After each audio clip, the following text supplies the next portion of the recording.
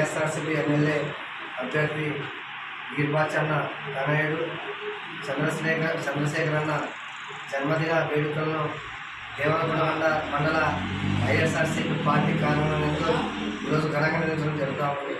ఈ కార్యక్రమానికి ముగ్గురు వైఎస్ఆర్సీపీ నాయకులు పాల్గొనడం జరుగుతుంది. ఈరోజు గిరిబాచన్న 2024